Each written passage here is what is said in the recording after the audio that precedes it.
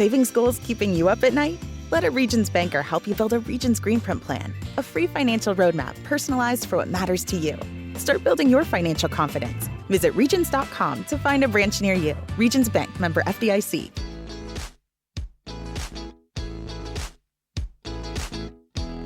Broadcasting from the Subaru of Gwinnett studio, inside the Gas South Convention Center in Duluth, Georgia.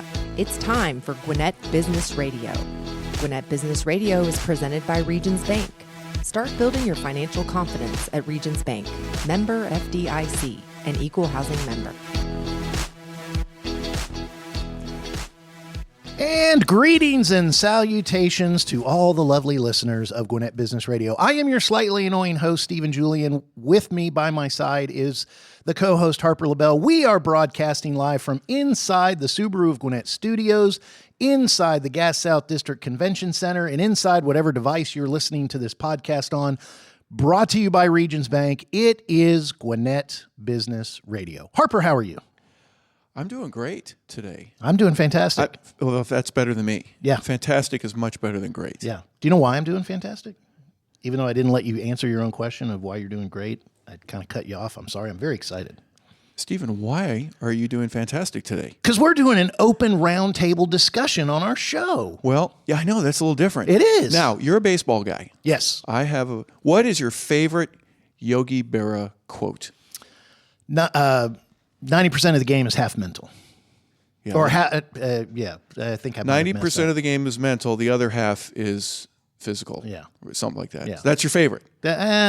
Mine is when you come to the fork in the road, take it. But my second favorite is it's deja vu all over again. Yeah. And we're having deja vu all over again today because we're having a show that has a festival attached to it, and it's another year, and we get to talk about it. After you listen to this episode, make sure and go back and check some of the past episodes that lists the executive director of JapanFest, sponsored by the Japan America Society of Georgia, which is Yoshi Domoto. He is here.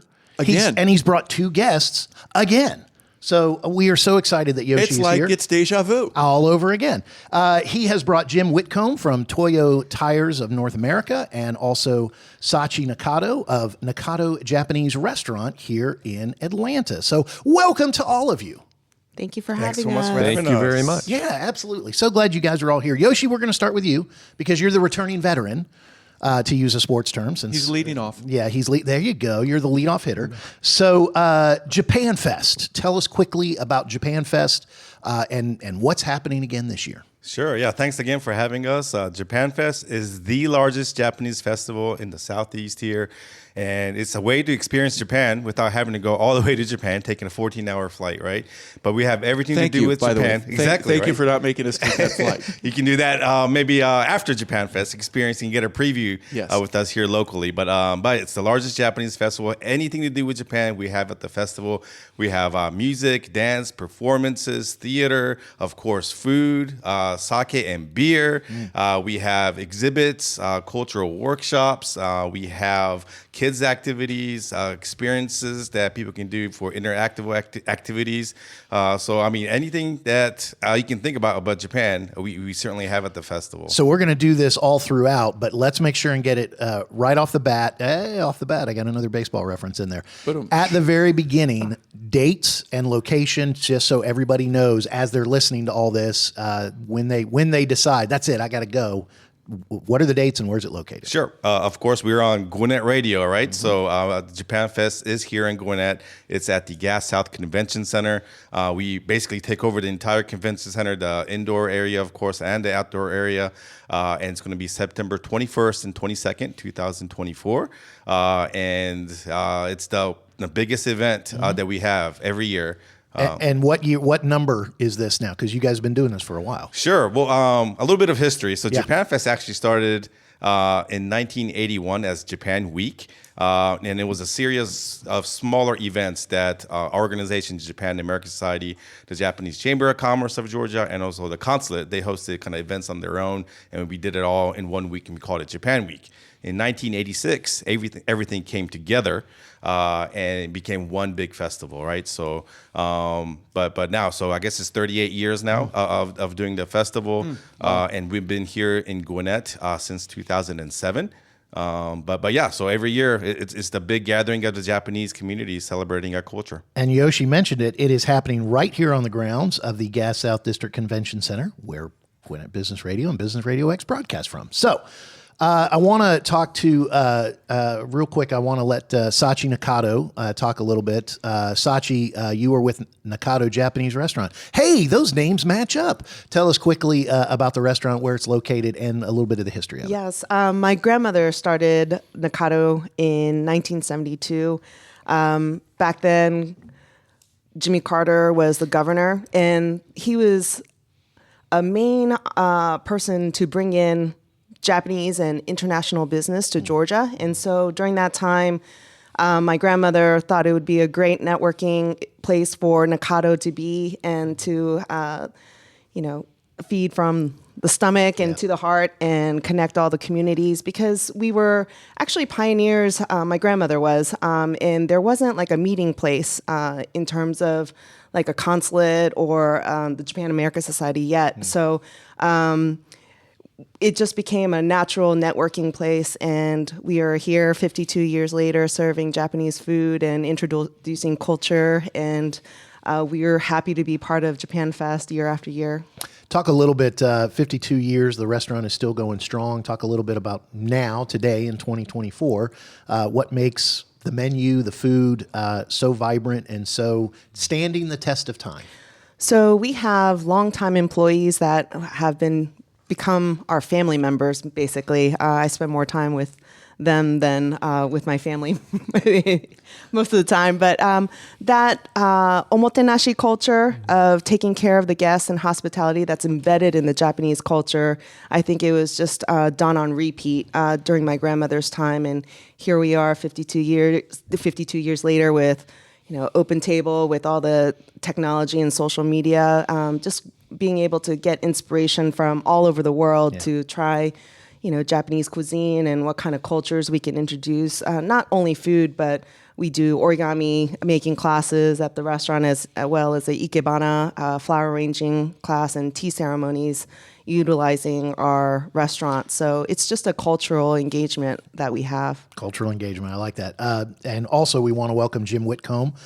He is with Toyo Tires North America. Jim, tell everybody a little bit about Toyo and just kind of what they do. Sure. Thank you very much for the opportunity to be here. It's just such a pleasure to be here with good friends and wonderful hosts.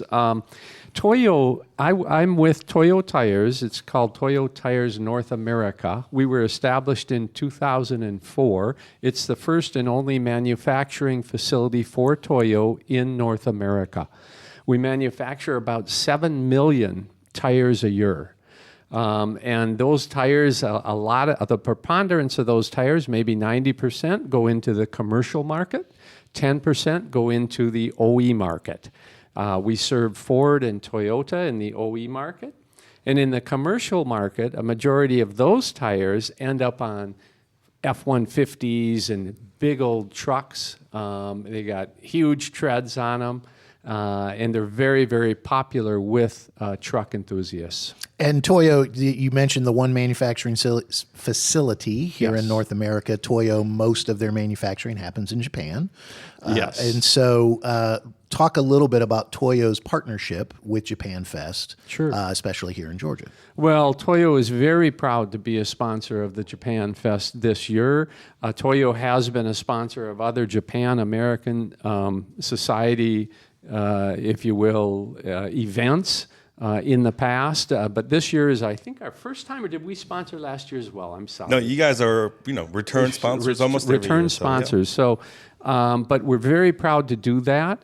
It's very important, I think. We serve locally here. We're located in White, Georgia, and we do a lot of community work up there, and we look forward to helping in this sense. Yoshi, let me bring you back into the conversation. I allowed the two business owners and business leaders to talk about their businesses. I'm going to let you talk about their partnership and the partnership of others and how you need the business community to pull off a great JapanFest. Sure. So what makes JapanFest possible is obviously the support we get from the community.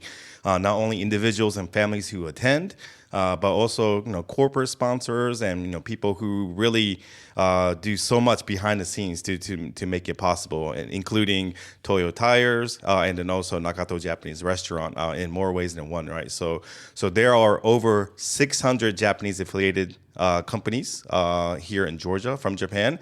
They've invested over $11 billion in our state's economy, and these companies employ nearly 40,000 people here in our state. So there's a lot happening economically.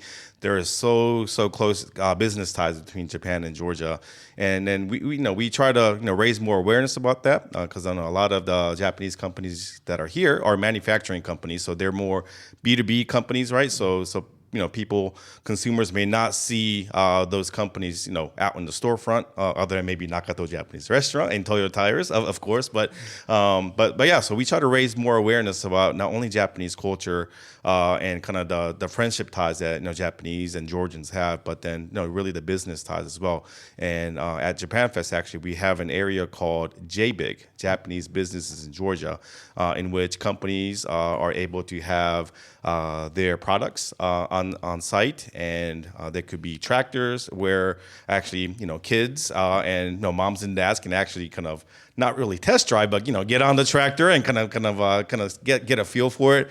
There's toilets that are there to tractors, toilets. I'm fascinated what the third T is going to be. Tires. Tires, right? Exactly. Jim for the win.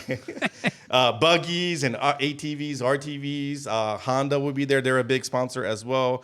So there's just so much happening in the business community. We really try to highlight kind of all those connections, and it's really a partnership between kind of the grassroots support from individuals and families, and then also from the corporate community too. Yoshi, you mentioned the grassroots, and I'm thinking there's a grandma somewhere, and probably several of them here, that were trying to, at one point or another, even if it didn't happen in 1972, that were saying, we kind of have a need. We'd love to get together. How did your involvement begin and get to the point where you go, I not only want to go, but I want to help to organize? Was that a step-by-step process for you, or explain to our listeners how that happened with you specifically? I mean, for me individually, my dad is Japanese, my mom's American, so I was, I guess, born into kind of this environment. Here in Georgia? No, actually born in Japan, Okay. in the suburb of Tokyo in Kawasaki. And when I was 8 years old, our family moved to North Carolina, of all places, and then I came down to Georgia for college, and then spent a little bit of time in Japan afterwards teaching English, and then kind of came back. But I've always had the interest of bridging, Japan and the U.S. together, kind of throughout my entire life. And after coming back from Japan teaching English, there was an opening at the Japan America Society. And kind of, obviously, with my personal connections, I jumped at the position. And one of the biggest events that we do and support throughout the year is JapanFest. So became kind of more of a, I guess, kind of a spectator, observer, or attendee at kind of these events into more of an organizer, right? How would you explain the evolution of since you first began to where it is today? There have been some tweaks. You don't want to put the kids in the truck with the keys and the toilets at the same time. You know what I mean? There's different phases of, and I'm teasing with you, of course, with Right. that. But I'm just saying, hey, what if we did this? What if we didn't do that? How have you seen the festival change and adapt? One is it's in a bigger place. It's not as long, but there's more. Is that an accurate assessment? And where do you see it in the future to make it better and to fine tune it to where it's even a better experience for everybody? Is that a goal or a quest of yours? Yeah, of course. So I mean, JapanFest, as you said, started kind of more of a grassroots effort and kind of bringing the Japanese community together. And over the years, they kind of evolved into not only the Japanese community, let's reach out to kind of the larger community and, the general public so that they can enjoy Japan. They can kind of learn about maybe parts of Japanese culture they weren't really aware of and, have them experience it, right? So the festival kind of grew from, maybe a few hundred people to a few thousand, and now we get 25,000 people each year. So that's kind of how it kind of evolved. But then at the same time, the content of the festival, we try to kind of include more. In the past, maybe we'll have just a few guest performers, professional groups to come and perform for us. But now we have groups from Japan come to perform, groups from different parts of the U.S. To perform for us. And we also try to involve the local community too. So, schools and kind of nonprofit organizations, churches, kind of different smaller groups can also come to JapanFest and perform too. So it's kind of a combination of both professional and kind of local, where grassroots meet professional world together. Would you want right? Mike Salmon? I think he's a heck of a juggler. Could he come on and perform for you? Yeah, let's get him on stage, and we'll play some Japanese kind of taiko music, and he can do the or juggling spinning act plates for us, or something, right? We got to get Mike to have a second talent. Welcome to a special roundtable edition of Gwinnett Business Radio here in the Subaru of Gwinnett studios, brought to you by Regions Bank. Stephen and Harper here. We are talking with Yoshi Domoto from JapanFest, representing JapanFest, the Japan America Society of Georgia. We also have Sachi Nakato of Nakato Restaurant, and we also have Jim Whitcomb from Toyo Tires North America. Quick question kind of for all you guys. You can all answer, only one of you can answer, but part of the reason for this festival, and Sachi, you had mentioned that your grandmother started the restaurant to kind of be a gathering place for Japanese and Japanese Americans to kind of come together. But over the years and over time, part of the beauty of JapanFest is reaching out to other cultures, reaching out to the rest of Americans who do not come from Japanese culture to learn about Japanese culture, to engage with it. So I guess I just want to ask, both around JapanFest, but also around your businesses, talk about that. Talk about the interaction between Japanese culture and American culture. Jim, I was thinking of Toyo, and it's like, well, everybody interacts with our products when they put them on their cars or they put them on their vehicles, right? But I'm thinking of employees. I'm sure it is not 100% staffed by Japanese Americans. So talk a little about, just kind of the interaction with other cultures. And Sachi, I was thinking just, again, not everybody that comes in and eats your wonderful food is of Japanese origin. So just kind of talk through that a little bit, both employees and customers. Sure. Is it okay if I start? Yes. All right. So real quickly about Toyo, I think earlier Yoshi-san mentioned that, the Japanese employ a lot of people here in Georgia. Toyo in and of itself employs about 2,000 people. No, those people are not all Japanese. In fact, most of them, 99.5%, are Americans. They live locally, they shop locally, and of course they're working up there in White, Georgia. So there's a huge cultural difference between the way, and a business difference between the way the Japanese operate and the way the Americans operate, right? So all of that comes into play in terms of making these beautiful tires that go on your car. There has to be a coming together of the culture and whatnot. So in the JapanFest, this is just a great opportunity to expose people to not only, the working side of, say, Toyo Tires, but we want all our employees, everyone, to come to the JapanFest to see some of the other things and experience the beautiful food from Nakato. I would say that it's very important, and we're proud to be a sponsor.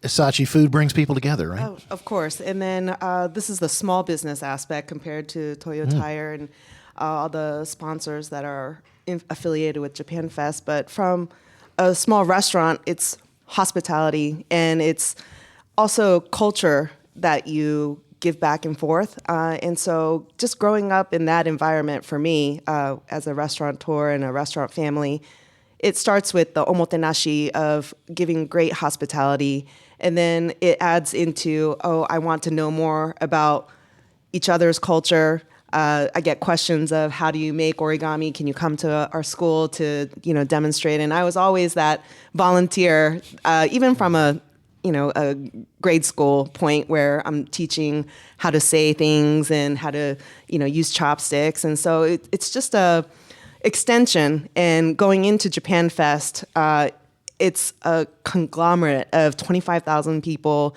just enjoying and being able to get the real deal and get a piece of Japan in their everyday life on a weekend, to have the, dances and performances and food. And it's just an extension of the restaurant and what we do. So it's just a natural follow-up for us. So I think Grandma would be so proud looking at how big this event has become, and as a pioneer during that 70s, where sushi was considered fish bait around this neck of the woods. So, I think the sourcing has become international with, direct flights with Delta coming into Atlanta. And so that step up in the relationship that we've built throughout the 50 years is beautiful. Sasha, you mentioned your grandmother a second time, and so my question to you is, probably as a young lady, your grandma had a lot of fire in her to just be able to do some things that were on her mind, and let's see if we can't get this done. You weren't around when Grandma was in 1972. You're much younger, so I wasn't even born yet. I know that, and I'm complimenting you on the fact that but you've carried on what I would call a lineage. And for you specifically, when did that little fire for you hit to where not only can I do this, I want to do it, I have a passion and desire to help? Because you already mentioned a couple of times that the culture and passing things down and being able to express it. So when did that kind of kick in for you specifically? It was definitely after college and 20 years ago. Where'd you go to school? I went to Boston, Boston University. Oh, and, BU, okay. BU. And Love then, their hockey team, right? Did right. you learn to like hockey while you were no, up there? I was never into sports. I was always into the arts and food, so it wasn't in my spectrum. But I think I came back to the family business realizing how much of an infrastructure my grandmother built. Could you cook well back in your college days? No, not at all. It was instant ramen all the time. But then I had Rice Krispies, but I put water on it because I couldn't afford milk. You ever had that? You're very so poor you can't do it. No, I wasn't that there, but so she's privileged right now, Stephen. She got milk with her Rice Krispies. But no, it was just the base of what she created in Georgia. With not knowing any English, having my mother and my uncle be part of the family business, I just realized how much of a platform she's already given Did the restaurant exist while you were in school? Yes. Okay. Yes. And so you go off to school, and then you come back, and guess what happens? I went. She fights it and fights it and fights it, and then I come back realizing how blessed I am, and so it's a lot of pressure for me to keep the family business going, especially when there's a legacy of 50 years behind it. Is Grandma still with us? No, she passed in the 80s, but yes. So your mom and dad get to go, oh my, Sasha, you better get this done. Yes, you better do it. I was ready for the challenge. Yeah. I wanted that for Atlanta. I wanted that for my family. I wanted that for my kids too. Just having that generational cultural togetherness of language and culture and food, like you can't go wrong with that. And a place to go, right? Another reason to have a social event is, where do we do this? Right. And what better, even in small, how big can you, at the restaurant, could you have a group of 20 or 40 or? The whole restaurant the capacity is about 250 people. Oh, that's wonderful. Yeah, okay. So we can do catering, we do, buyouts, we do intimate, date nights, all the way to birthday parties. So it's just a conglomerate of everything. Continuing to be a place where people can gather. Yes. Yeah. Yes, that is still alive. Yes. Now, has your cooking skill improved? Yes, I actually have. Okay, good. Okay, good. Yes. Good. So, Yoshi, I wanted to ask you a quick question here. And right now, these are the words of Stephen Julian, slightly annoying host of Gwinnett Business Radio, Business RadioX. They are only my words. I want to make sure that clear delineation because I want to talk a little bit about culture. You have been coming on Gwinnett Business Radio and talking about JapanFest more than once. Not every year, but we keep having you back. Partially because of where this festival is, partially because of what a great guest you are. You bring in business leaders. There are lots of other cultures, and I'm not asking you to speak to any other culture, but my words, my opinion, there are sometimes differences where people will celebrate cultures in such a way, and I don't want to say it's exclusionary, but it's only about their culture, or it's only to loudly proclaim their culture. That would be the way I would put it.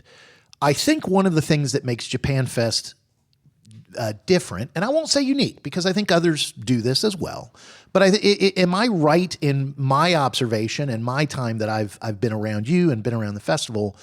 It is very open to not come and let us talk to you or come and let us just show you, but come and be part. Come and engage with us. We want to listen just as much as we're talking.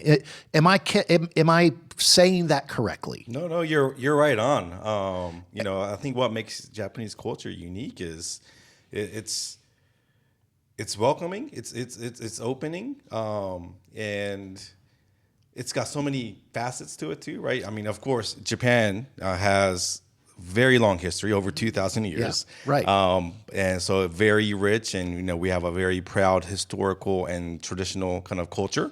But at the same time, contemporary and modern culture is so popular now too. So Japan really is a fusion of traditional and kind of modern culture and lifestyle, and we want to share that. And and I think also, if I may, and again, correct me if I'm wrong, but you talked about the JBIG, the Japanese business in Georgia, and Toyo is such a great example of a Japanese company that comes to America to not only increase their business but to also partner with the local community they're in.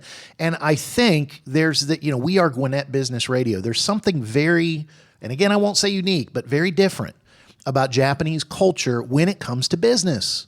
I think there's something very business oriented, and I think business has become a bad word in some contexts. But the marrying of culture and spirituality and individuality, but also with commerce, you guys embrace that and welcome everybody in. So. I'm just sitting here talking. And I go, how do I make this a question? I guess I didn't have a question at the very end, but is it that? I mean, how important is business to JapanFest? How important is business to the Japan America Society? It's almost like a founding principle. I mean, it's one of the foundations of it is business, because you guys do trips, and I mean, there's a lot to it when it comes to Japanese American business relations. It's crucial. I think. I think Georgia-Japan relations kind of started with business, right? And in a way, it kind of started politically too, kind of a trivia question. But Japan was closed off to the rest of the world for over 200 years.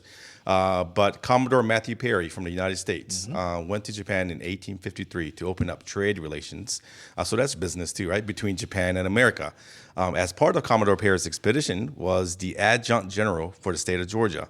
So in a way, you can say that Georgia-Japan relations started back when U.S.-Japan relations started in 1853. But as Sachi mentioned, President Carter, when Carter was Governor Carter at the time, he really started encouraging international companies to come to Georgia, and Japan was a key country for him and his administration. YKK Corporation of America and also Murata Electronics, they were the first two Japanese companies to come in the 1970s after Nakato was established, right? And they really kind of opened up the floodgates and getting more Japanese companies to come, and for our organization, that Japanese community here. It was really started because of that trade, and then the kind of the business. And some of the fact would be that it's okay that I don't take my shoes off, or I don't wear a certain line of clothes or things like that, and I don't have exclusive Japanese tradition, but it's not judgmental, right? Please take your shoes off when you come into my house. That's a Japanese tradition that's gone on forever. But I'm not gonna hate you forever. That's just one of our preferences. And the other way around would be, hey, we're here in America and we do things a little bit differently here. So sharing the commonalities of it, not just food and everything, but I imagine you experienced a little bit of that as a 9-year-old. You came over when you were 8, you're at North Carolina, if I remember you saying correctly. There were some things that were different, and now you've got to weigh which one. I like this. I like this. I don't prefer it, but I'm okay if friends say or do things differently than what they did in Japan. It's learning to get along together. Yeah, correct? Exactly. And I think that's true for individuals and families, but also for the business community too.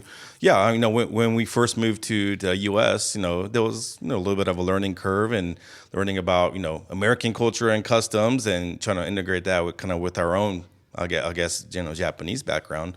At the same time, I think when Japanese companies first came to Georgia in the 1970s, there was a little bit of a learning curve too. And for those companies that have been here a long time and have been successful, they were really able to integrate with American culture, work with the local community, work with their local staff, and kind of integrate the best parts of Japanese culture and also the best parts of American culture, and companies like Toyo, and also small businesses like Nakato, they're still here and they're thriving because they've been able to really kind of put those cultures together and find the best aspects of both, and kind of grow and kind of evolve with the times.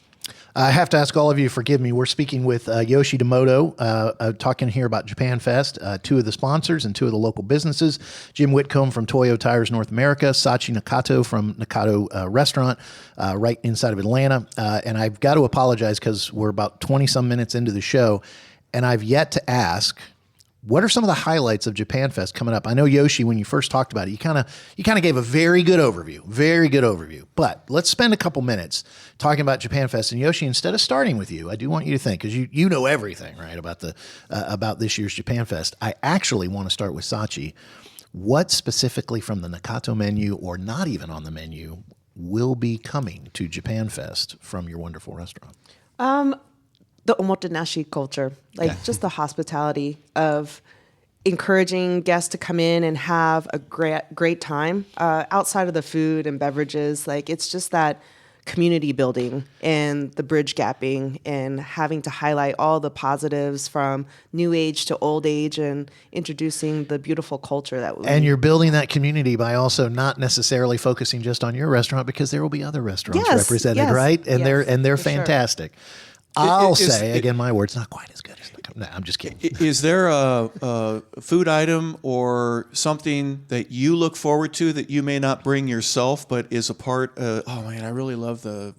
Can't wait to try the blank. Yes. Fill in the blank for us. Okonomiyaki. Okay. Yes, What's that? It is Japanese style pizza / pancake. Nice. It's made out of flour and lots of cabbage, and you can add any kind of toppings, whether it be bacon or pork. You can add anything that you like, seafood, and that's one of a traditional street food that's served in Japan, around in Osaka area especially. It's called okonomiyaki. So if you come by, please try it. What do you call like a wasabi popsicle that I could get for Steven? It's just wasabi. So they actually really have spicy hot that I could give to Steven, and he can go, I'm never going to have this So onigiri is a rice triangle that has a filling inside, and we sometimes play Russian roulette with a wasabi-filled onigiri I love it. mixed in with other, I onigiri like that. And you can't tell what's inside. No, exactly. There's some I really like good that. stuff, and then there's a wasabi That's ball an in eating there. game. I like that. All right, Jim. Steven the green one, right? Yeah, Jim, I'm going to ask you. Don't tell him. Does Toyo bring a bunch of tires everybody can run through, or what? Absolutely. Absolutely. So- One foot at a time. Had to Yeah. do that in high school, Jim. Not going to do it. I'm sorry. So- I gave that up years ago. Sachi gets to talk about food, and I'm going to, what does a tire company do to, and I know obviously there's help behind the scenes. I believe you're serving on the board for JapanFest I do. this year. So what else does Toyo do to help with JapanFest? Sure. So again, we're one of many sponsors. We're very happy to be that sponsor. We will bring representation. We'll have a booth. We will have a few tires. I don't think we'll have a car this year. We wanted to get a car and a driver. Yeah. Toyo is a big sponsor of automotive racing. Okay.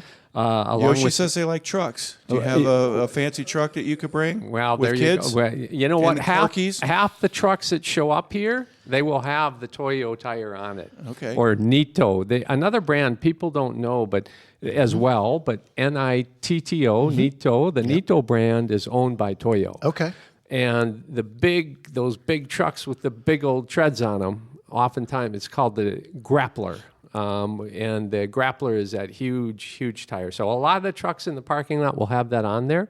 And yes, we will have some tires that people can feel and touch. I'm just thinking a CrossFit demonstration where people can flip some of your big giant commercial tires. It might take 2 or 3 people to do that. They're pretty big. They're heavy. They're pretty big. And you can put some wasabi in them, and then when you flip it over, someone like Steven someone can have has some to eat the wasabi. whole thing. Yeah, the whole thing. How did you get involved Apparently personally? Harper had Sure. a bad experience with wasabi one time. That's all I can think It of. only takes one, Steven. Jim, your involvement is obviously with Toyo, but how did you become to where I want to go to another step? I want to be a member of the board. I really like what I'm experiencing here. Sure. Tell us that story. You want the whole thing or just part of it? We want the truth, the whole truth, and truth, nothing the but whole the truth. truth. That's All right, all we ask We're not for. a 3-hour podcast. That's the Got only it. thing I'll say. All right, we'll see if we can do this in a minute and a half. Okay. 1981 was my first exposure to Japan. I went as an exchange student through St. John's University, Minnesota. I went for 1 year. I spent a year in Tokyo at a university over there.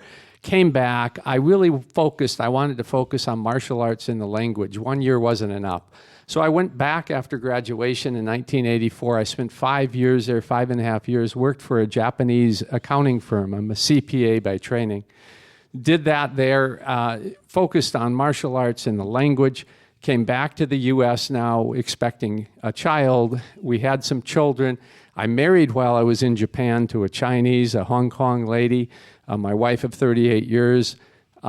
Came back to the United States, spent 7 years, and went back to run the office of Wachovia in Tokyo. Spent another 5 years there, ran their office, and came back to the States in 2002. Built a little business in China in the interim and joined Toyo here just frankly 6 months ago.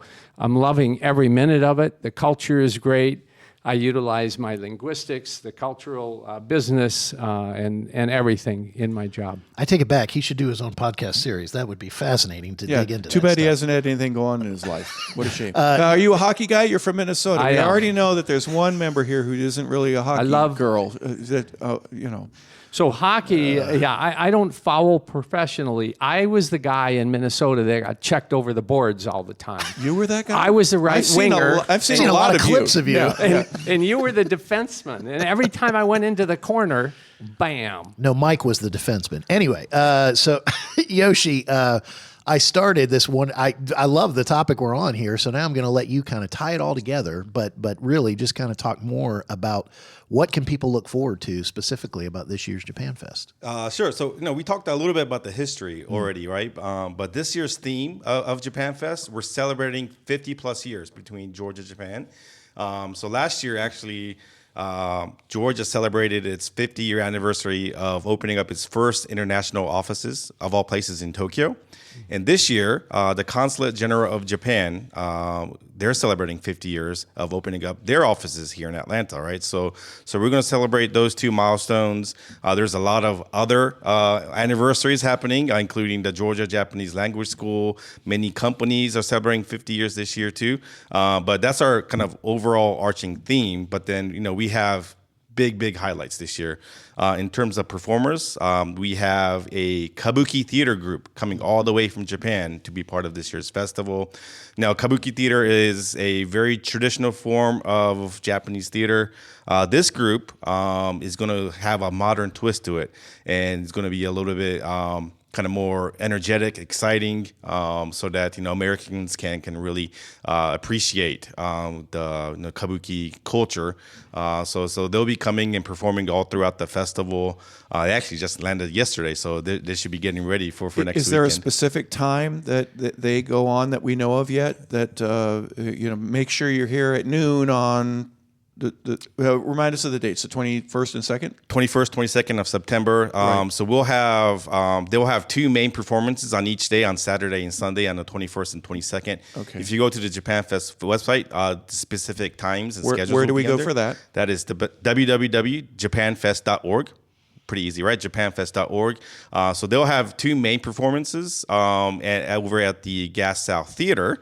About couple hundred feet to my right, to your left, Stephen. So come early so you can get a seat, because it's going to be a sold out kind of a packed house theater, right? But they'll also be doing some workshops too, talking about kabuki culture. Actually, be doing some face paintings for kids if they want to get like put some trucks on the faces of the kids. Yeah, right? I love it. Do they use style, wasabi in the face painting? No. Only for you. Yep, only for me, apparently. Now, do you have any roles that you'll be playing in terms of the entertainment or introducing people? Will you have a mic in your hand at any point in time? Yeah. So we'll have several MCs. There are a total of 5 stages. So we'll have MCs at each stage. So I'll be introducing some performers. My friend Jim here will be doing some introductions as well. But other than kabuki, we actually have a Broadway performer, a rakugo artist. His name is Katsura Sunshine. So rakugo is a very old traditional kind of form of Japanese comedy and storytelling. So Katsura Sunshine, he doesn't sound Japanese, right? He's actually Canadian, but he was trained classically in Japan, and now he has his own show in Broadway in New York. He performs all the time. So he's going to be coming down to do some Japanese traditional kind of comedy. We also have our taiko drum group that comes every year, the very energetic, very loud performances that they do.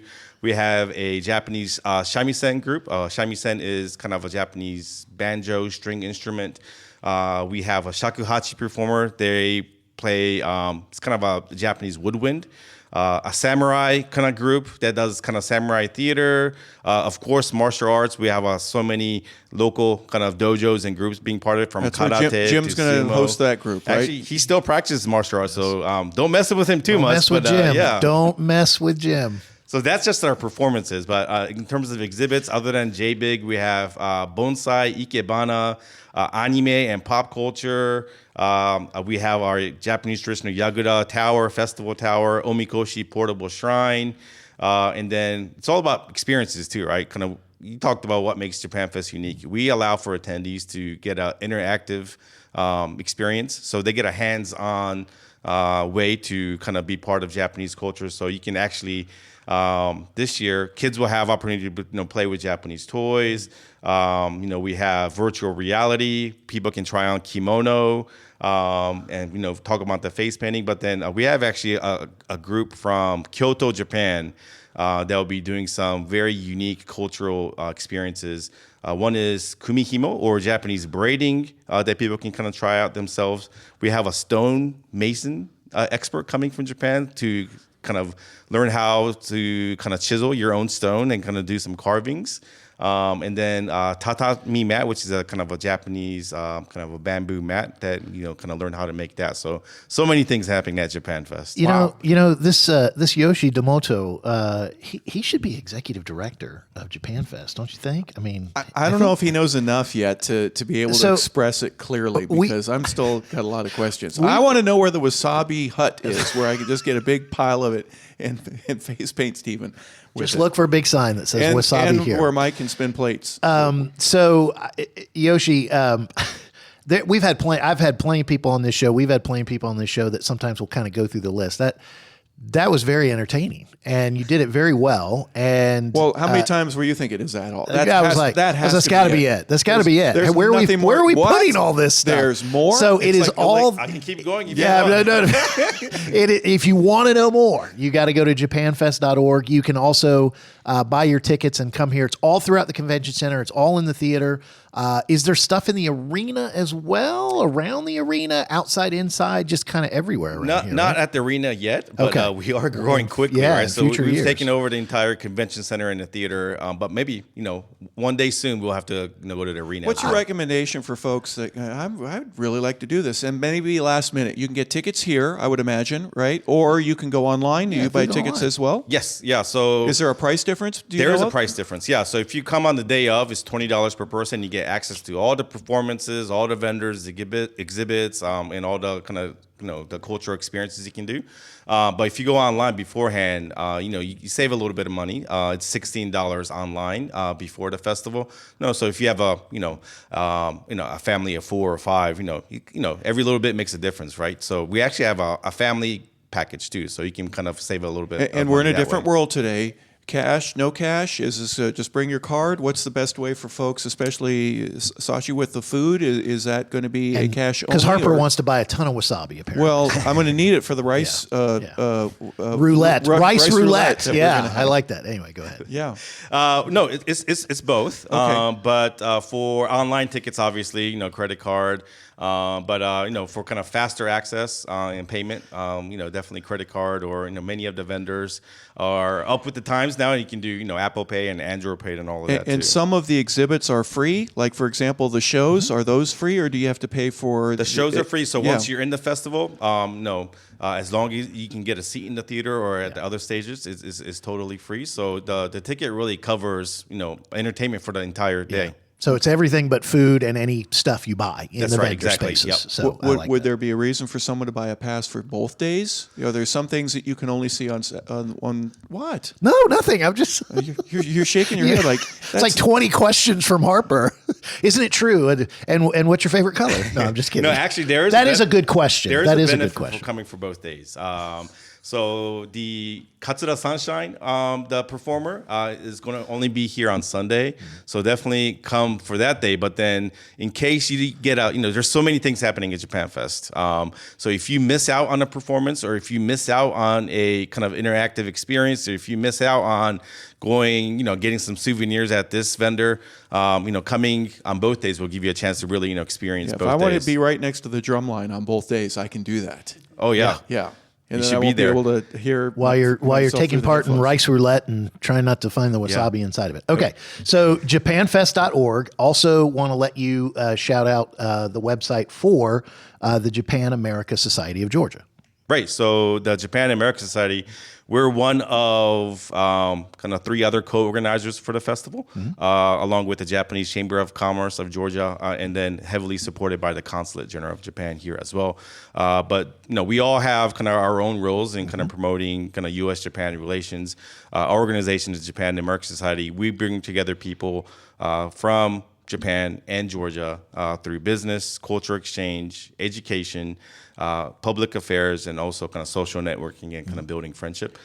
So I know you all have, definitely Harper, you have a sports background, and then you're wearing a Stripers jersey, right, Stephen? Yep. So we actually just finished hosting a group of students from Japan for a sports business program. Nice. They came for 2 weeks. We went to different professional sports teams, collegiate athletic departments, even high schools, kind of learn about the business aspects of the sporting industry. So we do a lot, but then we also do a lot to kind of bring tourists and students from Japan to Georgia too, right? So, but you can learn more about our organization at jasgeorgia.org. Okay. See, I was going to ask if you can't make it, let's say there's something else going on or you're not in town, are there other activities throughout the year other than the fest that you can participate, kind of put your toe in the pool and see, hey, this is fantastic. I can't wait for the fest for next year if you're not able to make it this year. Yeah. Okay. So suppose you're going down to you're going to Truist. Truist to go see Soshi Otani because he'll be here this weekend. Yes, and hopefully, Braves get back on track and get some wins. Well, I'm a Dodger fan, so Soshi Otani? I believe it's Shohei, right? Shohei Otani. Oh, See, all I know is they'll he's- be gracious. I'm not gracious. You show messed me up the his money. name. Is all I did. Show me Yeah, so salary. the biggest. So actually, and other 50-50. Yeah. So other than JapanFest, we have events all throughout the year, over 130 events that we do every year, and we've done Braves outings. We've had Consul General be the honorary captain and call play ball before a Braves game, in which my friend here, Jim, kind of went on the field with him.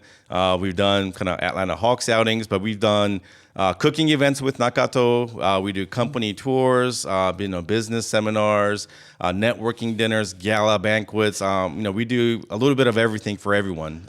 So even if you miss JapanFest, come out to our events anytime throughout the year. See, he's a great executive director. He just keeps going. There's just more to do. So JapanFest.org, September 21st, 22nd, here at the Gas South District Convention Center. If you miss it, it'll come back next year. If you miss it, there are other events. Go check out jasgeorgia.org to find out other events. But don't miss it. Yes, but also, you can also, if you miss Japan Fest, you can also have some great Japanese food at Nakato. So, Sachi, tell everybody where Nakato is located. We're right between Buckhead and Midtown on Cheshire Bridge Road. So I believe it's 1776 Yes. Cheshire Bridge Road. So nice address. I like that. Nakato Japanese Restaurant. And then Jim Whitcomb from Toyo Tires. Do they give plant tours down at the Toyo plant? I put you on the spot with that. Yeah, I mean, it takes some planning, but we can do it. And you guys are located where, again? In White, Georgia, north Georgia. of Cartersville. Okay, very good. And and just shop Toyo Tires that can fit on whatever vehicle you have. Yes, Yeah. we do all vehicles, Right. but mostly Mostly the big ones. Big trucks. Absolutely. All right. So Jim Whitcomb from Toyo Tires, Sachi Nakato from Nakato Restaurant, Yoshi Domoto from JapanFest and Japan American Society. Thank you guys so much for being here. Thank you. Thank you for having us. All right. Harper, we have some business to take care of before we wrap this show up. I think you're going to start. Yes, we do. Well, you'll love the difference. And here at Gas South District, we are so grateful that Subaru is a sponsor. And what makes a Subaru? Well, it's love. Love makes a difference, and you'll enjoy the big savings, the hassle-free experience at Subaru of Gwinnett, where people sell cars. You can visit SubaruofGwinnett.com. You can join their family today, or you can come on in and see the difference. If you're already a Subaruist, you can check out their Facebook page on the latest news, offers, and community events. And I think Jim will even help you get a set of Toyo tires on your next Subaru. Absolutely. We can make that happen.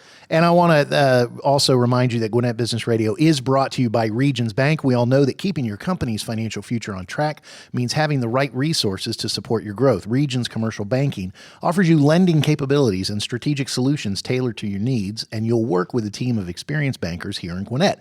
Discover steps to take that can help move you closer to your business goals. We all want to get closer to our business goals. Regions is here to help you with that. To learn more, visit regions.com/commercial-banking. Don't forget the dash. Regions Bank. Member FDIC. Harper, you said something earlier. You got on me because I was making a face at you, which was very unprofessional, by the way. You're a professional, man. You were just shaking. No. It was you do funny. that a lot. I do. But what you didn't know is When I talk, you do it a lot. No. He's not going to go there. Yeah, exactly. Yeah, Mike's over in the back. I wonder what you do when I see. The reason why is because Mike was standing up in his cubicle. He was glaring over the wall, and now he's forced Dan to start the music on us. Want to thank Dan for producing. Want to thank Harper. Harper, thank you for co-hosting and being so gracious with me. Appreciate it. Absolutely. Have a fantastic day, everyone. We'll catch you next time on Gwinnett Business Radio.